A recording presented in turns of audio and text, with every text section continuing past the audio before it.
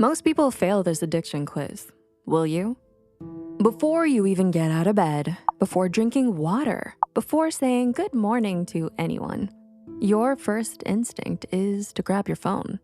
But have you ever stopped to wonder why? Is it just a habit, or is it something deeper? Something shaping your brain more than you realize? Addiction isn't just about substances, it's about patterns. Behaviors repeated so often that your brain begins to rely on them.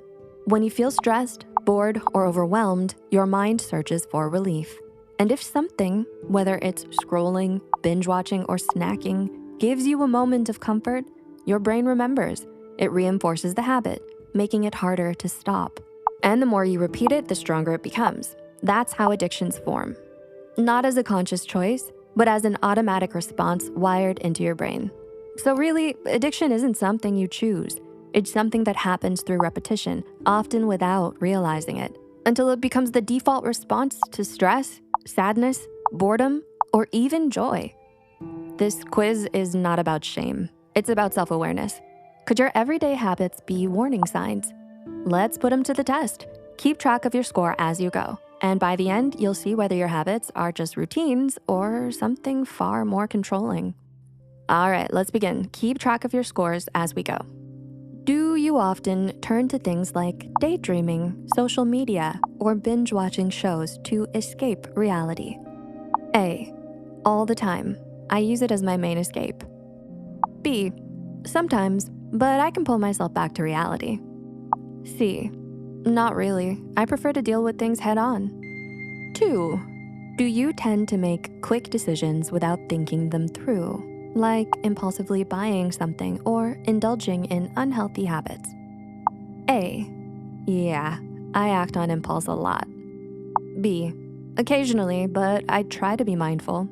Or C, no, I usually think things through. Number 3, when life gets overwhelming, how do you cope?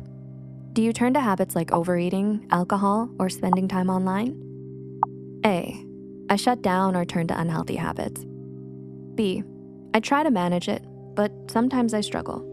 C, I use healthy coping strategies like exercising or talking to someone. 4, do small things affect you deeply, leading you to distractions or soothing habits to cope with the emotional intensity? A, yeah, I feel emotions intensely and struggle to manage them. B, sometimes, but I'm learning to regulate my emotions. Or C, no, I usually have a good handle on my emotions. Number 5, does your family have a history of addiction, whether to substances, alcohol, gambling, or other behaviors? A, yes, multiple family members have struggled with addiction. B, I know of a few relatives with addiction problems. Or C, no, not that I'm aware of.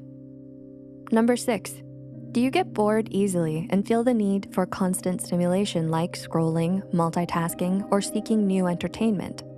A, yes, I often need stimulation. B, sometimes, but I find ways to stay grounded. Or C, no, I'm usually content with what I'm doing. Number 7, do you often prioritize others' needs over your own, even when it leads to burnout or unhealthy coping? A, yes, I always put others first. B, sometimes, but I try to balance it. Or C, no, I take care of myself too. Number 8, do you often seek instant gratification through food, online shopping, social media, or other quick rewards?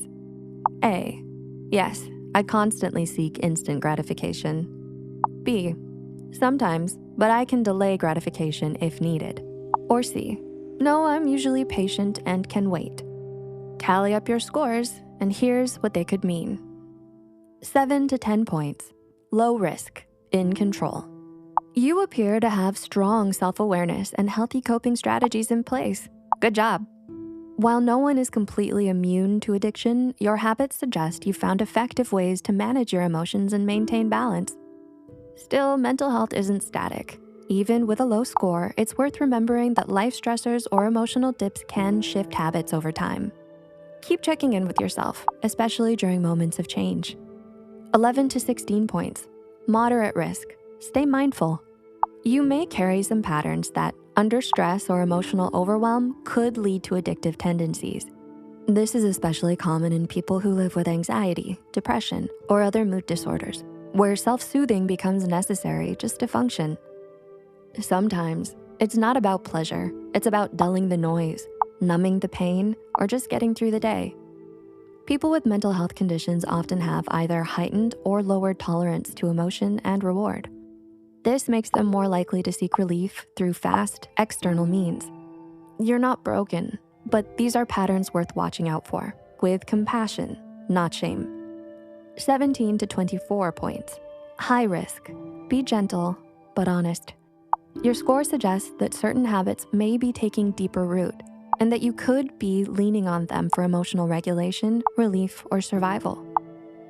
This is especially common if you've experienced trauma, unmanaged stress, or undiagnosed mental health conditions. Many people with things like ADHD, anxiety, or PTSD report feeling too much or not enough, and use behaviors like scrolling, eating, spending, or substance abuse to soothe the extremes. Sometimes it's about feeling nothing. Sometimes it's about feeling something. Either way, the pattern can become a lifeline that quietly becomes a trap. But again, you're not broken, weak, or beyond help. These patterns formed because you were trying to cope. And if you recognize it now, you're already beginning to heal. And you don't have to do it alone. So now that you know where you stand, the real question is, what comes next? Your score is not a label, it's a starting point. Whether you're in control or need a reset, small steps can make a big change. And if you've been self-soothing or self-medicating to cope with emotional pain, mental health struggles, or just trying to feel okay, please know this is more common than you think. You're not bad for developing habits that helped you survive. You just deserve more than survival now. So where do we start? Take a moment to reflect. What triggers these habits? Is it stress, boredom, emotional overload? Try experimenting with coping strategies that support your nervous system, like moving, journaling, or human connection.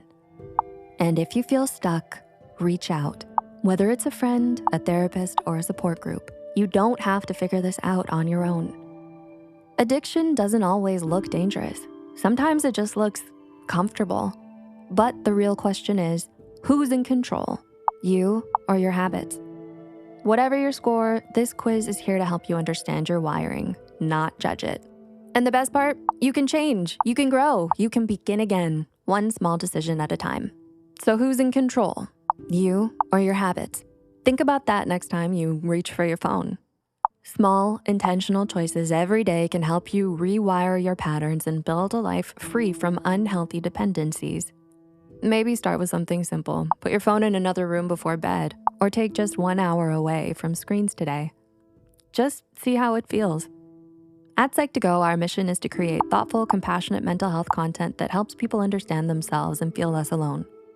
We believe that healing begins with knowledge, and even small moments of insight can spark real transformation. If this quiz resonated with you, let us know your score in the comments. And if you're making even one small change today, we're proud of you.